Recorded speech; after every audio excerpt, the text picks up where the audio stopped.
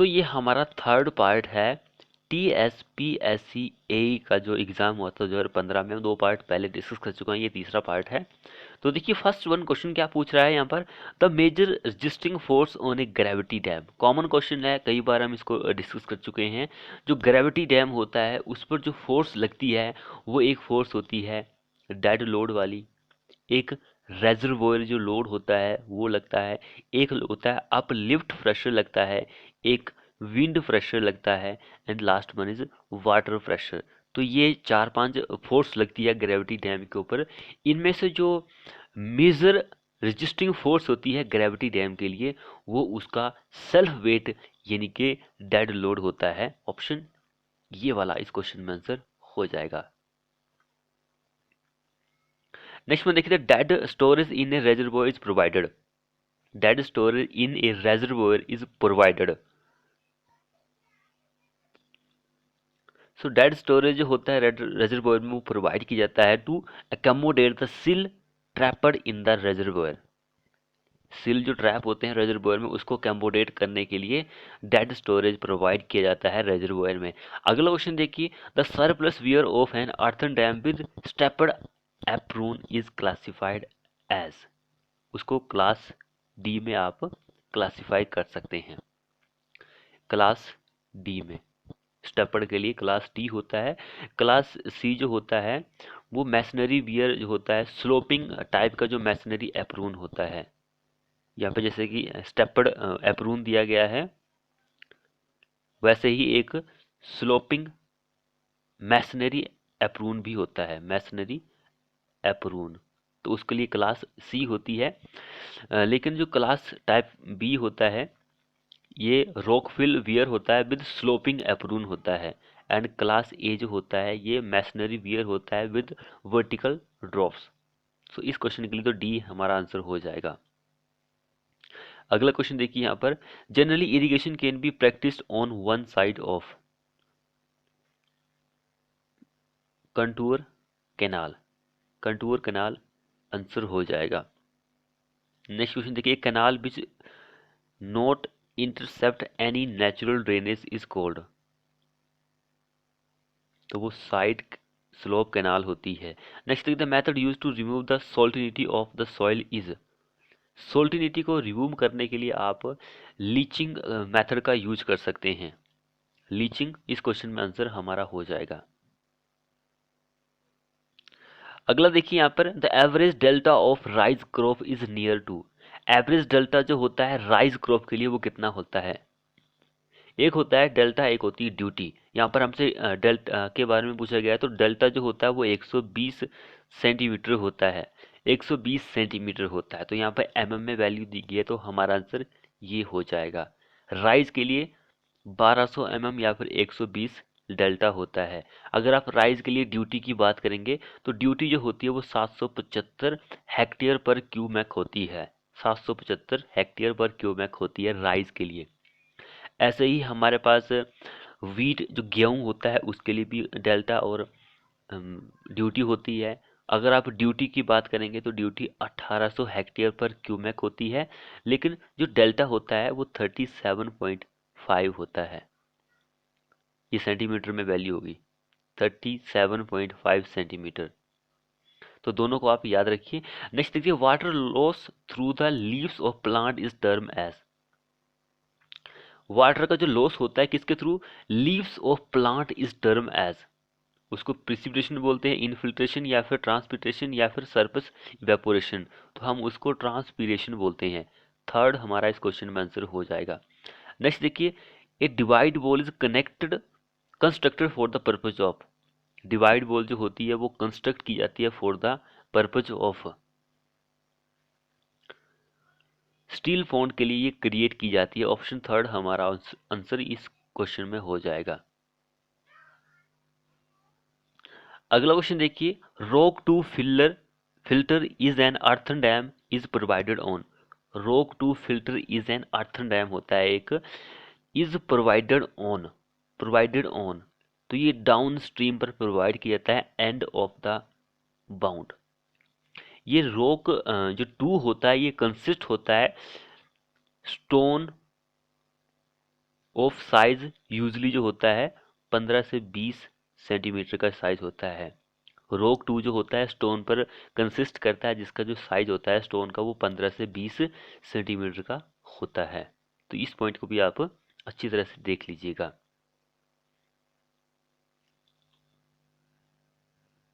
Next question देखिए, the formula यहाँ पे दिया गया है use for forecasting population bye, किस मेथड के का ये फॉर्मूला है। तो ये मेथड जो है वो जियोमेट्रिकल इंक्रीज मेथड का ये फॉर्मूला है हमारे पास दिया हुआ है। नेक्स्ट क्वेश्चन देखते हैं, geological formation which yield sufficient quantity of water is called, उसको एक्वा फर हम बोलते हैं। अगला क्वेश्चन क्या बोल रहा है, hardness is express in mg as, mg पर लीटर, हार्डनेस जो होती है mg पर लीटर में आप उसको एक्सप्रेस करते हैं बाय कैसे, CaCO3। नेक्स्ट देखिए, super chlorination is done, super chlorination जो होती है वो डन होती है during and appendix, option second इस क्वेश्चन में आंसर हो जाएगा।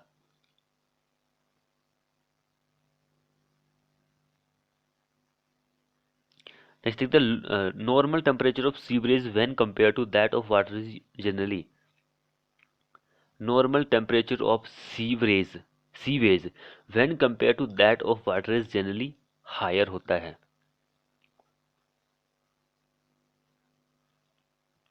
इस क्वेश्चन में कहने का ये मीनिंग है कि भाई सीवरेज का जो नॉर्मल टेम्परेचर होता है वो ज़्यादा होता है जो पानी के मुकाबले। अगला देखिए, the detention period of primary sedimentation tank in A sewerage treatment plant is, कितना होता है डिटेंशन पीरियड जो होता है प्राइमरी सेडिमेंटेशन टैंक का, तो 1 से 3 घंटे का होता है, 1 से 3 घंटे का होता है, यानी कि ऑप्शन 1 हमारा इस क्वेश्चन के लिए आंसर हो जाएगा। अगला देखिए, the upper most layer of atmosphere is called, upper most layer जो होती है वो कौन सी होती है।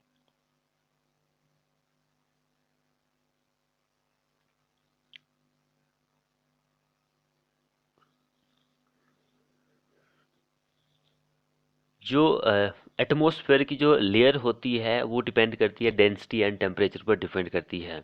सबसे पहले ये चीज़ आपको पता होनी चाहिए। तो इसकी जो लेयर होती है 4 तो यहाँ पे दी गई है, तो एक और होती है 5 होती है, इंडोस्ट्रोपी एक्सोट्रोपी,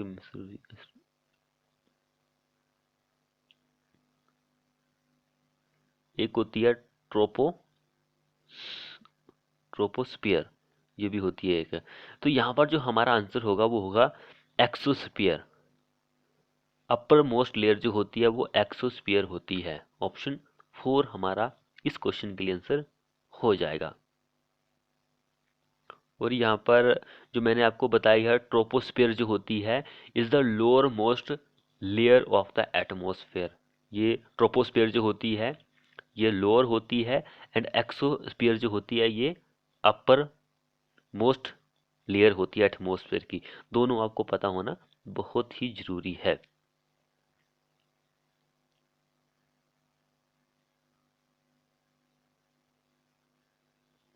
अगला क्वेश्चन देखिए, the base of cone of depression is called, the base of cone of depression is called, उसको आप ड्रो डाउन बोलते हैं, ड्रो डाउन। अगर देखिए, presence of chloride and sulphate of calcium and magnesium in water is cause, वो permanent hardness के होते हैं।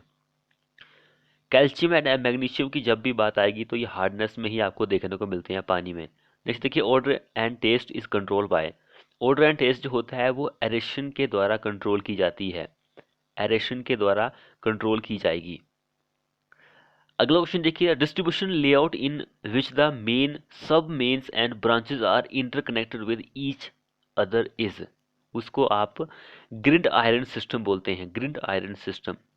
नेक्स्ट देखिए, the valve which are used to remove the sediment in a pipeline is called, the valve which are used to remove the sediment in pipeline is called drain valve। Next देखिए, deplorable aspect of conservancy system is, human element is involved in the collection and transportation of human waste, ये option 4 answer होगा। Next देखिए, settleable facial and other organic solid are remove by, तो वो primary sedimentation tank के द्वारा ही remove किए जाते हैं। नेक्स्ट देखिए water borne disease is, water borne disease जो होता है वो कौन सा होता है, पानी से होने वाला जो रोग होता है वो कौन सा होता है।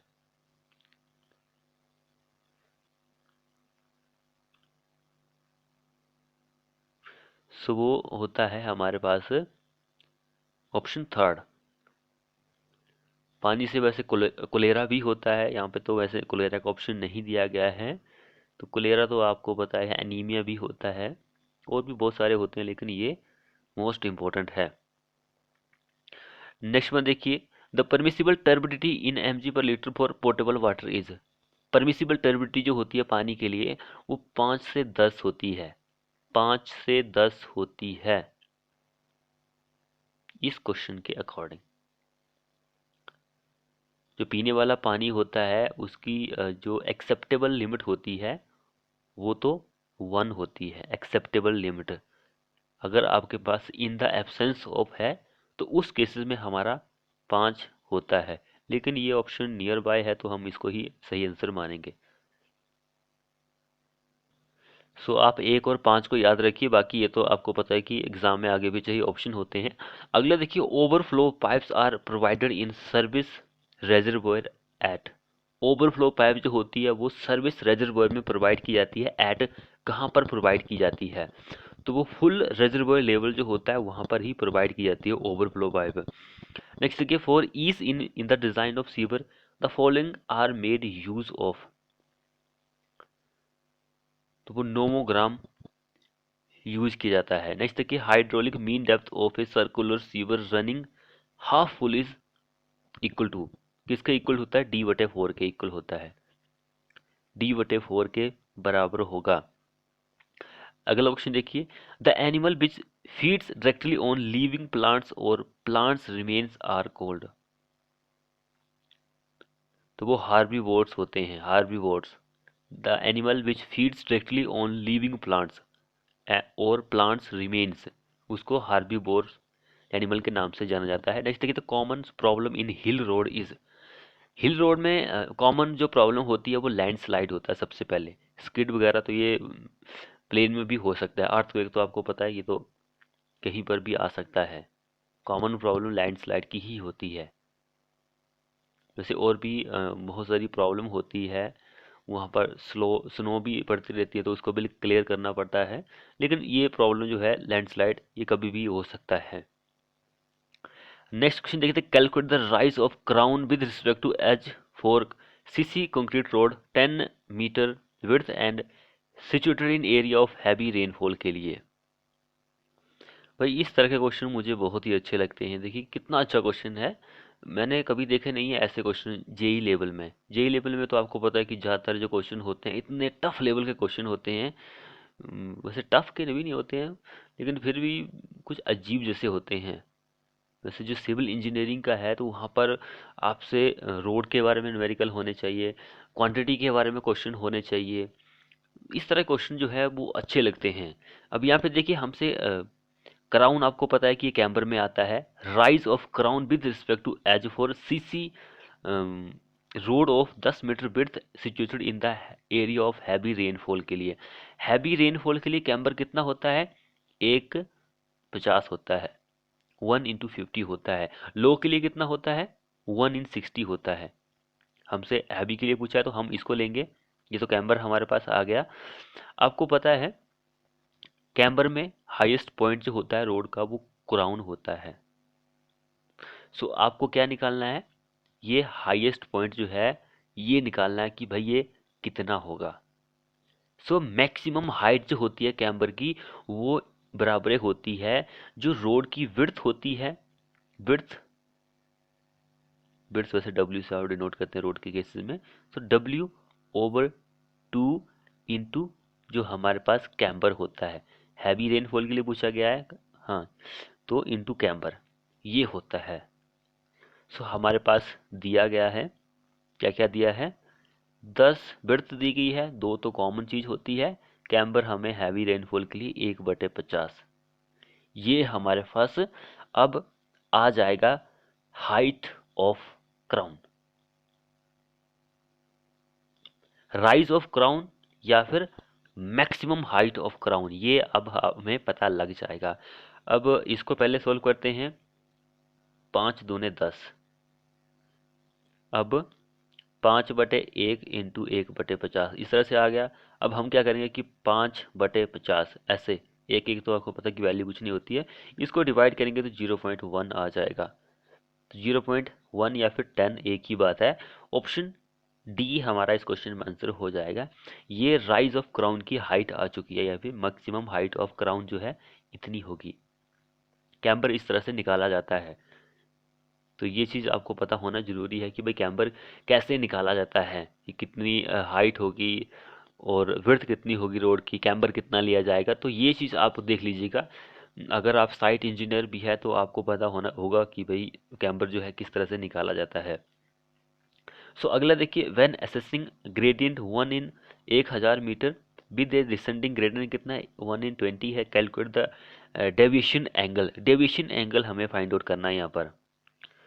सो हमें यहाँ पे डेविएशन एंगल को फाइंड आउट करना है। तो डेविएशन एंगल जो होता है वो इज इक्वल टू होता है n1 माइनस n2 के बराबर होता है। n1 जो होता है ये होता है अपर ग्रेडियंट, या फिर यहाँ पर हमसे क्या दिया गया है, असेंडिंग ग्रेडियंट। एंड n2 जो होता है वो होता है डाउनवर्ड ग्रेडियंट या फिर डिसेंडिंग ग्रेडियंट। तो ये दिया है, वैल्यू पुटअप कीजिए, हमारे पास आंसर ऑप्शन डी वाला आ जाएगा। जैसे कि 1/100 माइनस ये 1 इन 20 दिया गया, तो ये ब्रैकेट में डिसेंडिंग है तो ये माइनस में वैल्यू आएगी, एक माइनस में 1/20, इसको करेंगे तो हमारे पास आंसर 4 आ जाएगा। नेक्स्ट देखिए, a pavement has a horizontal curve of 100 metre for a design speed कितनी है, 75 kilometre. The super elevation is, super elevation कितनी होगी, हमें सुपर एलिवेशन फाइंड आउट करना है। सुपर एलिवेशन को ई से डिनोट करते हैं, इसका फॉर्मूला जो होता है वो होता है b²/225r। v हमारे पास वेलोसिटी 75 दी गई है, r जो है हॉरिजॉन्टल कर्व यानी कि रेडियस 1000 मीटर दिया गया है। वैल्यू पुटअप कीजिए, हमारे पास जो आंसर आएगा 1/40 सुपर एलिवेशन आ जाएगी। वैल्यू आप पुटअप कर सकते हैं इस फॉर्मूले में। सो अगला न्यूमेरिकल देखिए, a soil deposit having water content 15%, specific gravity 2.5%, void ratio 0.5%, calculate degree of saturation. Degree of saturation हमें कैलकुलेट करना है। सो आपको पता है कि ये चार जो होते हैं, water content, specific gravity, void ratio and degree of saturation, इन चारों में जो रिलेशन होता है वो होता है S into E. Degree of saturation, void ratio is equal to water content into gravity. हमारे पास यहाँ पे क्या क्या दिया गया है, वाटर कंटेंट दिया गया है, ग्रेविटी दी गई है, वॉइड रेशियो दिया गया है। हमें ये डिग्री ऑफ सैचुरेशन जो है वो फाइंड आउट करना है। सो वाटर कंटेंट 15% है, तो 15% को पॉइंट में कन्वर्ट करेंगे तो 0.15 आ जाएगा, into gravity 2.5 over void ratio 0.5। इसको फाइंड आउट हम करेंगे तो हमारे पास डिग्री ऑफ सैचुरेशन जो है वो 0.75 आ जाएगा। परसेंटेज में 75, ये हमारे पास डिग्री ऑफ सैचुरेशन आ चुका है। अगला देखिए, exceptional gradient in plain as per IRC. Exceptional gradient जो होता है प्लेन के लिए वो कितना होता है,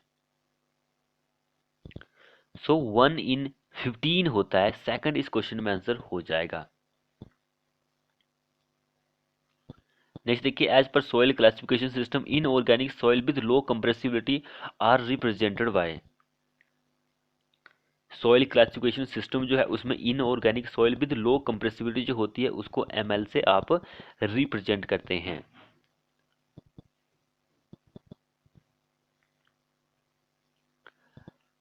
अगला देखिए, as per soil classification system clay organic soil are represented by. Clay organic soil जो है उसको आप रिप्रेजेंट करते हैं OH से। अगला देखिए, soil classification gravelly soil more than half of the grain lesser than IS sieve number 480 are represented by. कैसे रिप्रेजेंट करते हैं, GM से। GM से आप उसको रिप्रेजेंट करते हैं। नेक्स्ट देखिए, soil sample has a porosity 50%, calculate void ratio. Void ratio हमें फाइंड आउट करना है। पोरोसिटी हमारे पास 50% दी गई है, हमें वॉइड रेशो जो है उसको फाइंड आउट करना है। वॉइड रेशो जो होता है E is equal to n/1 minus N. N जो होगा वो 50% है, तो पॉइंट में कन्वर्ट करेंगे तो 0.5 आ जाएगा। सो 0.5/1 माइनस 0.5 जो आप कैलकुलेट करेंगे तो हमारे पास वॉइड रेशो 1 आ जाएगा।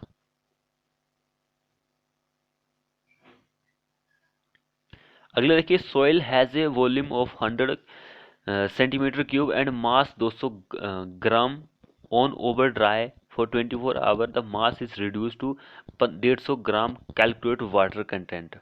वाटर कंटेंट हमें फाइंड आउट करना है।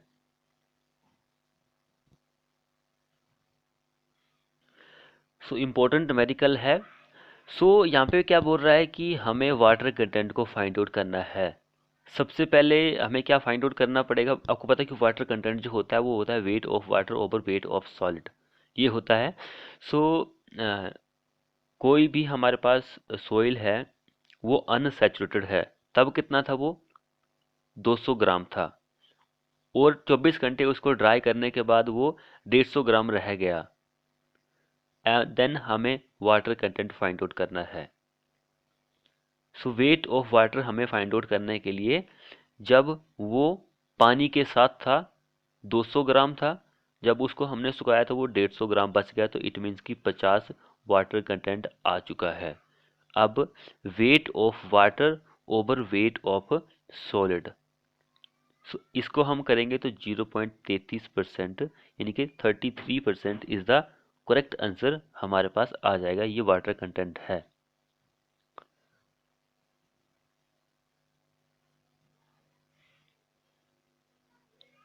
अगला क्वेश्चन देखिए, soil has a volume of, ये तो हमने अभी कर लिया। अब ये बल्क डेंसिटी को फाइंड आउट करने के लिए बोल रहा है। सेम ही क्वेश्चन देखिए, वाटर कंटेंट था, ये बल्क डेंसिटी को फाइंड आउट करने को बोल रहा है। सो बल्क डेंसिटी जो होती है वो क्या होती है, weight of soil over volume of soil. Weight of soil, volume of soil, ये होता है बल्क डेंसिटी को फाइंड आउट करने का। वेट कितना है सॉइल का हमारे पास, यहाँ पे मास 200 ग्राम दिया गया है, वॉल्यूम कितनी है 100 सीसी क्यूब, सीसी यानी कि सेंटीमीटर क्यूब दी गई है। सो 200 ग्राम आपको पता है, ये आपको केजी में बदलना है। 200 ग्राम जो दिया गया है तो 0.2 केजी हमारे पास ये 200 ग्राम आ जाएगा। अब ये सीसी जो दिया गया है इसको आपको क्यूबिक मीटर में बदलना है, तो क्यूबिक मीटर के लिए जो हमारे पास होगा वो 0.301 मीटर क्यूब आ जाएगा। हमारे पास अब आ चुका है वेट ऑफ सॉइल कितना है 0.2, वॉल्यूम ऑफ सॉइल कितनी है, ये हमारे पास वॉल्यूम क्यूबिक मीटर में 0.301 क्यूबिक मीटर, कितना आएगा 2000 केजी पर क्यूबिक मीटर आ चुका है।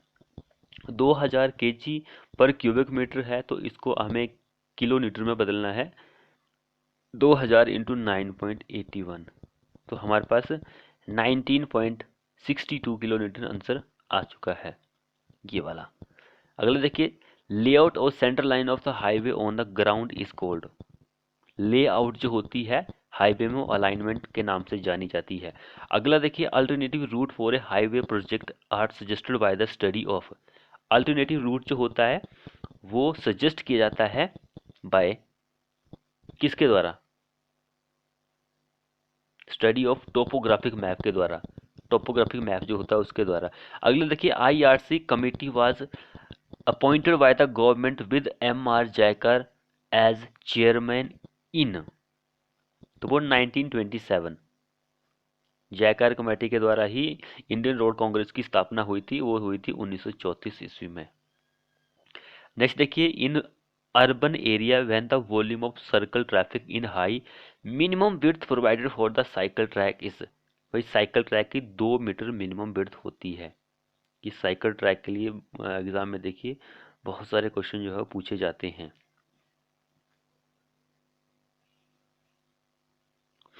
अगर आपको साइकिल ट्रैक 2-3 बनाने हैं तो हर एक के लिए आपको 1 मीटर जो है एडिशनल इंक्रीज करनी पड़ेगी, लेकिन वैसे होती तो 2 मीटर ही है। अगला क्वेश्चन देखिए, the divide the traffic moving in opposite direction dash is provided. Divide the traffic moving in opposite direction, तो आपको पता है आप मीडियन प्रोवाइड करते हैं।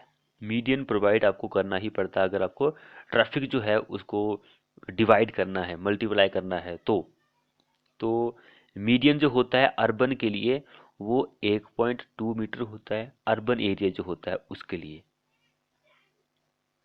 ये पॉइंट भी आपको पता, इनके मीडियन की बिर्थ जो होती है अर्बन एरिया के लिए।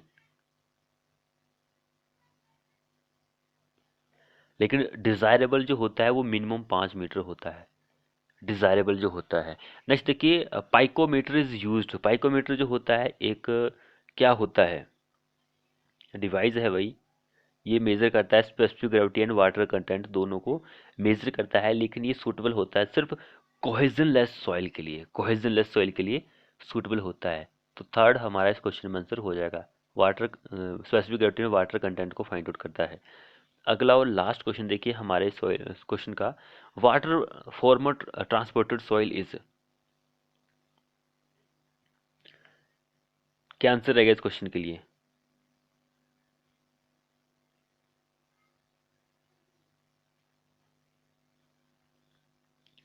सो वो होगा एलुवियल सॉइल। एलुवियल सॉइल जो होता है वो पानी के द्वारा ट्रांसपोर्ट किया जाता है। ऑप्शन थर्ड हमारा इस क्वेश्चन में आंसर हो जाएगा। तो ये जो पानी से ट्रांसपोर्ट सॉइल किया जाता है ये आपको लक्सट्राइन सॉइल के नाम से जाना जाता है, जो कि आपको लेक्स के द्वारा मिलता है, लेक के आसपास ही मिलता है। मैराइन डिपॉजिट भी होता है समुद्र के आसपास। सो ऑप्शन थर्ड हमारा इस क्वेश्चन के लिए आंसर हो जाएगा। तो फ्रेंड्स, आपको हमारी ये छोटी सी 3 पार्ट की वीडियो कैसी लगी?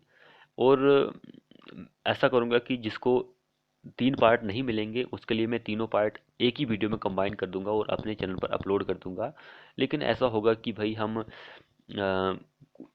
इसमें कोई और भी जोड़ दे तो अच्छा रहेगा। जैसे कि हमने एनबीसी का भी एक वीडियो बनाया था, 2-3 प्रीवियस के क्वेश्चन डिस्कस किए थे, तो उनको भी जोड़ सकता हूँ, या फिर यूपीएससी का भी हमने किया था उसको भी जोड़ सकता हूँ। तो किसी ना किसी को जोड़ के मैं आपको प्रोवाइड कर ही दूंगा।